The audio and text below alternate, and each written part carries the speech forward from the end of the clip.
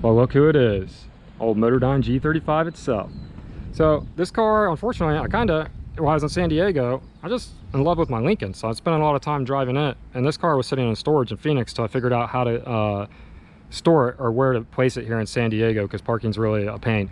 And so this was 6 stories underground and climate controlled storage. It was perfectly fine. So I drove back over to Phoenix to take it back. It started up, no problems. I disconnected the battery. As soon as it started up, of course, it's just being like a girl, a needy little girl. It didn't get attention, so it has to throw a couple codes to let me know that, hey, pay attention to me. So the code that it threw I've never seen before was a P1065. It's the ECM backup circuit repair. And I was like, well, the car is idling perfectly fine. I was like, I'm just gonna drive it. So I drove it from Phoenix all the way to San Diego and no issues. And then this code actually shut off. And after I did some research on it, since the battery was disconnected for a while, the ECU didn't see any electrical connection. So I think that's why it threw this code, or so I thought.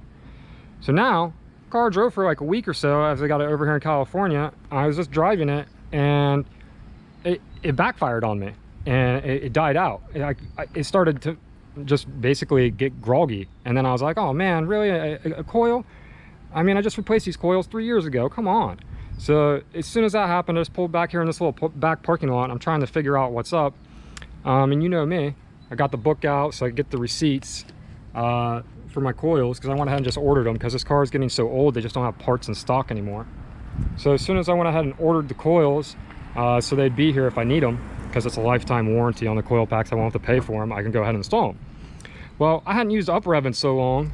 This is why I had to pull an actual scanner, because UpRev, I wasn't able to get it to work. And apparently with the new update or whatever it is, your antivirus is the reason why. So when I clicked on it, it would just spin and nothing would happen.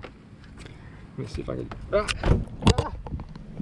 So I actually got on the phone with UpRev and I called and talked to Juan, which he helped me out. He's like, yeah, this happens pretty often. The antivirus doesn't allow UpRev to load, or ROM editor to load, so just sit there and spin. So once I disabled it, the ROM editor popped right up.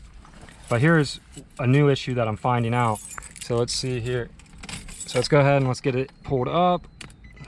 That's a little Blazer hanging on the screen, my Boss Interior, who I love very much, which you guys already know.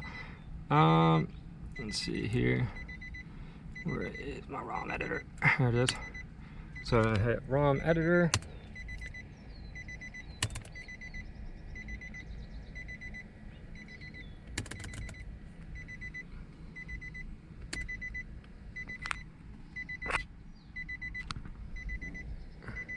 Yes. Yes. So it says searching for cable, right? So then you got to turn it to the on position, because I've already got this plugged in. So turn it to the on position. And then it'll say searching for ECU. And then my fans come on. The car won't start at all. It just sits there and wants to start but won't start. So usually an ignition coil, it'll at start just running like a diesel truck. It's just misfiring. Now it just, the fans come on. This car's been sitting for 2 hours. I let it cool down as I went and got some food. The fans come on, and the UpRev cable, it just sits there and says searching for ECU the entire time. So what that means is, I was like, well, that makes sense. If this can't find the ECU, that means the ECU is not communicating with the car. That makes sense why it won't start. So that's where I'm at. So I called UpRev and they said it's got to be some wiring. He's like, well, if it's in storage, a rat or some nest had to eat your wiring. I'm like, no, this car's in mint condition. There's no rat's nest, and there's not. And I was like, well, how would it make it all the way from Phoenix to San Diego if that was the case? So what I'm hoping here is it's a fuse. So I went through this fuse box. The ECU fuse isn't in there.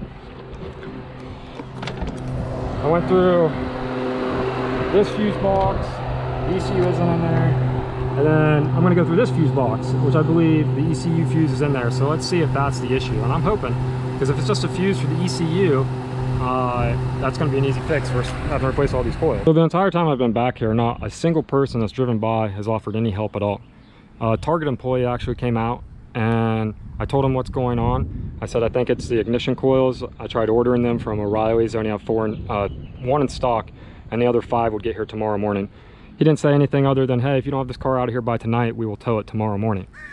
That's a society we live in where no one's willing to help anyone. So everyone's like, you know what I mean?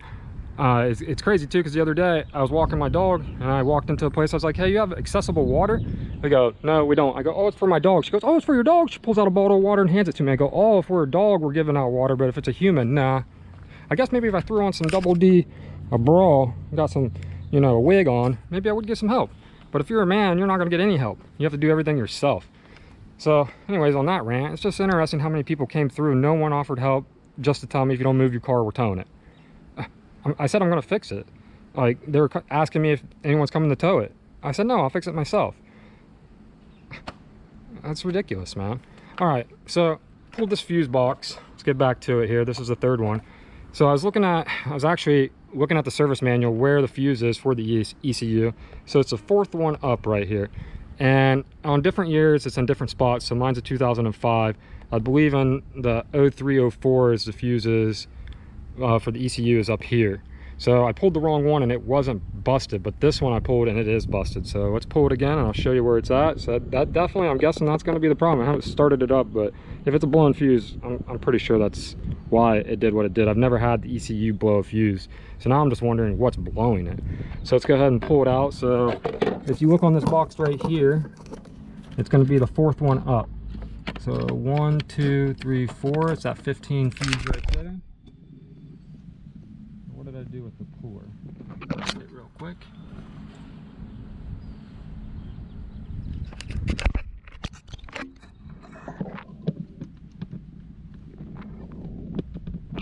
Right there it is.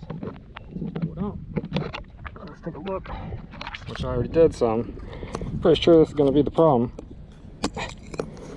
And if you take a look at this, you guys can see that. It's definitely a crack right there. That's definitely a blown fuse. So that makes sense, because I thought it was going to be the coil packs, because that's what it did last time the coil packs went bad, but at least started, you know. This was weird because it wouldn't even start after that, because they told me I had to move it. So I was going to try to move it out to a front parking spot and I couldn't even get it to start. So if that fuse to the ECU is blown, that makes sense why on UpRev ROM editor it couldn't even contact the ECUs, because there's no power to it. So let's go ahead and stick a new fuse in here, and then let's fire it up and see. I'm for sure it's going to fire up now. If not, I hate UG. Like my Lincoln, 170,000 miles on my Lincoln. I bought it with 100,000. I've never even had a check engine light. It's a hybrid.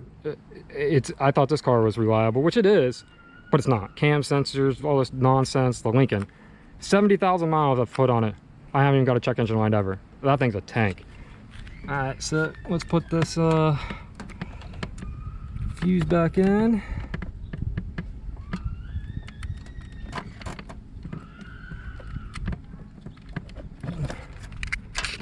Place that one right here.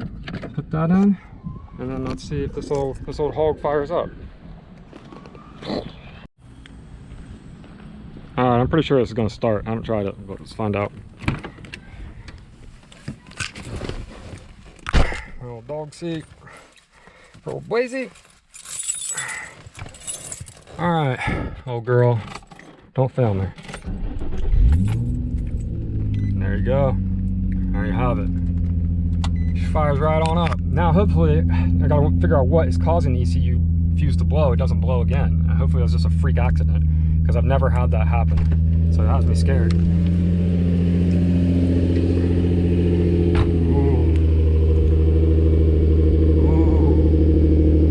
Lincoln doesn't offer that. And that's why I haven't really changed anything on it. That exhaust knob. That's all I want. All right, well, hopefully that helped you guys out. If you guys get that error code, and then if your ECU fuse blows, this is how you would fix it. So I'm back at it. Expect more uploads.